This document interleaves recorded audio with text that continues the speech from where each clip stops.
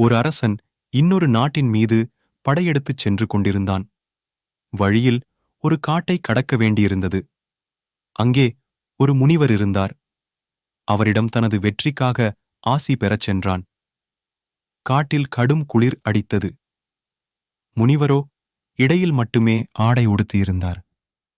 தியானத்தில் ஆழ்ந்திருந்த அவருக்கு தனது மேலாடையை எடுத்துப் போர்த்தினான் அரசன். கண் விழித்த முனிவர் அரசனை பார்த்தார். யாரப்பா நீ? எதற்காக இங்கே நிற்கிறாய்? முனிவரே, நான் பண்ணைப்புறத்தின் அரசன்.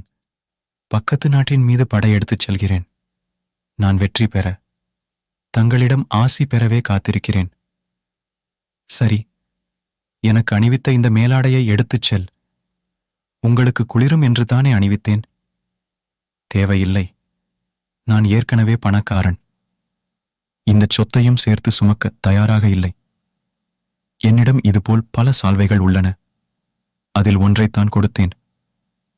இதை ஏற்பதில் என்ன தயக்கம்? மகனே, உன்னிடம் ஏற்கனவே ஒரு நாடு இருக்கிறது. அது போதாதென்று இன்னொரு நாட்டையும் பிடிக்கச் செல்கிறாய். அப்படியானால் உனக்கு தேவை இருக்கிறது. தேவை உடையவனே ஏழை. அவனுக்கே பொருட்கள் தேவை. அரசனுக்கு துறவியின் வார்த்தைகள் சம்மட்டியால் அடித்தது போல் இருந்தது.